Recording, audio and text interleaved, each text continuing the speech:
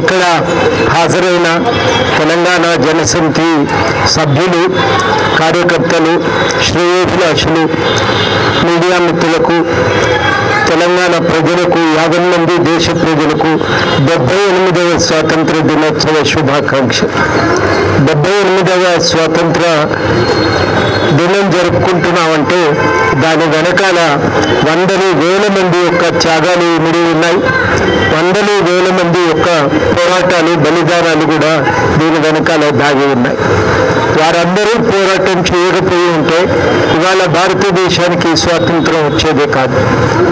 గాంధీజీ గారు quit India మూవ్మెంట్కు పిలుపునిచ్చినప్పుడు చాలా స్పష్టంగా కరో యా మరో అన్నారు. అయితే స్వాతంత్రం కోసం కొట్లాడి స్వాతంత్రాన్ని సాధించుకుందాం, ఆ పోరాటంలో మరణం సంభవించినా మనం భయపడవద్దు, మొత్తానికి సాధించుకునే ప్రయత్నం చేద్దామన్నారు.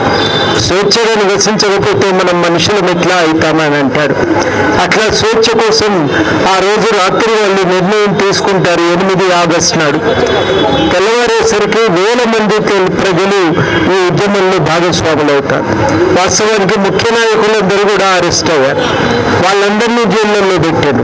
ఎవరు నడుపుతారనేది అగమ్యగోచరమైన పరిస్థితి. కానీ వేల మంది ఈ ఉద్యమంలో పాల్గొంటారు. 1,00,000 మంది అరెస్ట్ అవుతారు. అనేక మంది జైలు పాలవుతారు. ఇంత పోరాటం నడిచింది కాబట్టి ఇవాళ మనకు స్వాతంత్రం ఆసన్నమైంది. ఈ సందర్భంగా ఆ త్యాగదనులందరినీ మనం గుర్తుపెట్టుకోవాలి, వాళ్ళ పోరాటాలను గుర్తుపెట్టుకోవాలి. అంతటి ఉధృతమైన పోరాటాల తర్వాత సాధించుకున్నటువంటి స్వాతంత్రమే. ఈ స్వాతంత్రం మన మధ్యన ఒక ఐక్యతను సాధించే లక్ష్యంతో, మన మధ్యన ఒక భారత ప్రజలందరి అభివృద్ధిని సాధించే లక్ష్యంతోనే మనం స్వాతంత్రాన్ని పొందినాం. స్వాతంత్రమే లేకపోతే, బ్రిటిష్ దోపిడీ ఆగకపోతే మనం అభ్యున్నతి చెందలేదనే ఆలోచనతోనే ఆ రోజు పోరాటం జరిపి స్వాతంత్రాన్ని సాధించి పెట్టింది. ఆ రకంగా మనం విముక్తిని పొందినాం. బ్రిటిష్ పాలన నుంచి విముక్తి పొందినాం. అభివృద్ధిని సాధించడానికి అవసరమైన స్వేచ్ఛను పొందగలిగినాం. ఆ రెండింటి ప్రాతిపదికన ముందుకు సాగాలన్నది మనందరి కర్తవ్యం. దాని అర్థం ఏంటి అనేది అంబేద్కర్ ఎనిహిలేషన్ ఆఫ్ క్యాస్ట్ లో చాలా స్పష్టంగా చెప్తాడు. ఎనిహిలేషన్ ఆఫ్ క్యాస్ట్ లో అంబేద్కర్ ఏమంటాడు? మన మధ్యన ఇంకా కూడా కులం పేరుతో, మతం పేరుతో గీతలు గీసుకొని ఉన్నాం. ఎవరికి వాళ్ళని విడిపోయి ఉన్నాం. ఈ మధ్యలో ఉన్న అంతరాలను పోగొట్టుకోవాలి. ఒకరి పట్ల ఇంకొకరికి ఉండే వివక్షత పోవాలి. మనం అందరం ఒక విశాలమైన సమాజంగా మారగలిగినప్పుడే దేశం బలపడుతుంది, దేశం మరింత ముందుకు పోగలుగుతుందని అంబేద్కర్ చాలా స్పష్టంగా సూచన చేస్తాడు. చాలా స్పష్టంగా జాతీయతా భావానికి విస్తృత అర్థం ఇచ్చిండు.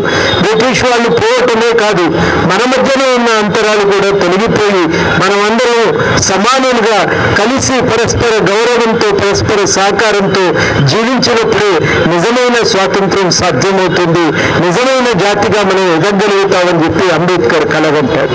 ఇవాళ మనందరి ముందు ఉన్న కర్తవ్యం ఏంటంటే ఆ సమానత్వాన్ని సాధించడం కోసం మనం కొట్లాడాలి.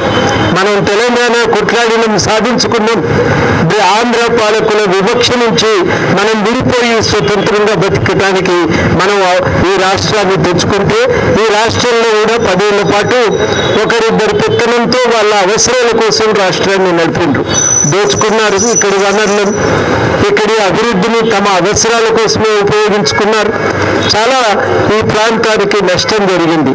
ఆ నష్టాన్ని దృష్టిలో పెట్టుకుని ఇక్కడ కొనసాగుతున్నటువంటి ఒక నిరంకుశ పాలనను అంతమొందించే లక్ష్యంతోనే మనమందరం ఐక్యమై రాజకీయమైన స్వలాభాలను పక్కన పెట్టి స్వాతంత్రం, ఈ ప్రాంతం స్వతంత్రంగా ఎదగాలంటే, ప్రజలు స్వతంత్రంగా జీవించాలంటే ఆ నిరంకుశ పాలన, బీఆర్ఎస్ నిరంకుశ పాలన అంతం కావాలని మనందరం కూడా కొట్లాడి ఆశించిన విధంగా మనం సాధించుకోగలిగిన ఒక మార్పు.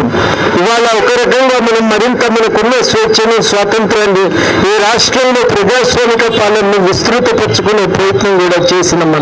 మన ప్రయత్నం చాలా బలంగా సాగింది, సంఘటితంగా సాగింది. ఇవాళ మనందరి ముందు ఉన్న కర్తవ్యం ఈ రాష్ట్రంలో అభివృద్ధి ఫలితాలు అందరికీ దక్కే విధంగా చూడాలి. అందరికీ విద్య అందాలి. కొంతమంది మాత్రమే ఇవాళ నాణ్యమైన విద్యను పొందగలుగుతున్నారు. మిగతా ప్రజలకు ఆ విద్య అందని ద్రాక్షగా మారింది.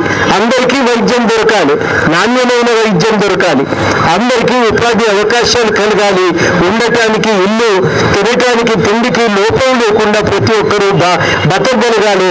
అటువంటి తెలంగాణ సాధించుకోవటానికి ఇవాళ మనం ప్రయత్నం చేయవలసిన అవసరం ఉంది. దానికోసమే ఇవాళ నిజంగా స్వాతంత్ర దినం అంటే కేవలం ఏదో భారతదేశ స్వాతంత్రోద్యమంలో కొట్లాడి మనం సాధించుకున్నందుకు జెండా వందనం చేద్దాం, ఇంటికి పోదామని కాదు. జెండా వందనం అనేది ఒక కీలక భాగం. దీంట్లో జెండా వందనంతో పాటు ఆ రోజు కొట్లాడిన వాళ్ళని గుర్తు చేసుకోవటం, ఆ కొట్లాట ఎందుకోసం జరిగిందనేది అర్థం చేసుకోవటం, ఒక స్వతంత్ర భారత నిర్మాణానికి పూనుకోవటం, అది స్వాతంత్ర దినానికి ఉండే అసలైనటువంటి అర్థం. ఆ దినాన్ని జరుపుకున్నాం. ఇవాళ మనం మరింతగా ఇప్పటి వరకు సాధించిన ప్రగతిని అర్థం చేసుకున్నాం. జరగవలసిన మార్పుని దృష్టిలో పెట్టుకుందాం.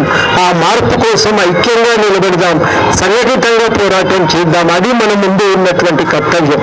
మనం నిజంగా తెలంగాణ జనసమితి గురించి కొన్ని చెప్పుకోవాల్సిన అవసరం కూడా ఉంది. ఈ సందర్భంగా మనం ఆశ లేకుండా నిస్వార్థంగా పనిచేస్తూ ఉన్నాం. రాష్ట్రంలో ఒక మార్పు రావాలి, ఎజెండా మారాలి, ఈ ప్రాంత అభివృద్ధి జరగాలి, మనం కోరుకున్న తెలంగాణ నిర్మాణం కావాలి అని చెప్పి మనం ప్రయత్నం చేస్తున్నాం. అనేక మంది ప్రజల యొక్క నిత్యం వాళ్ళు చేస్తున్నటువంటి విజ్ఞాపన పత్రాలు స్వీకరిస్తున్నాం. ఆ విజ్ఞాపన పత్రాల ఆధారంగా మార్పులు తేవటానికి, పరిష్కారాలను సాధించి ప్రజల జీవితంలో మార్పులు తేవటానికి మన అందరం కూడా ఒక ప్రయత్నం చేస్తూనే ఉన్నాం.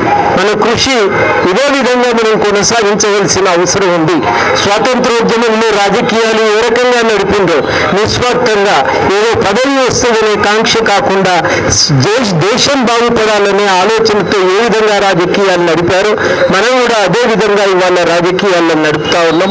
ఆ ఉన్నతాశయాల కోసమే మనం పనిచేస్తా ఉన్నాం. అది మన కర్తవ్యంగా ఉండాలి.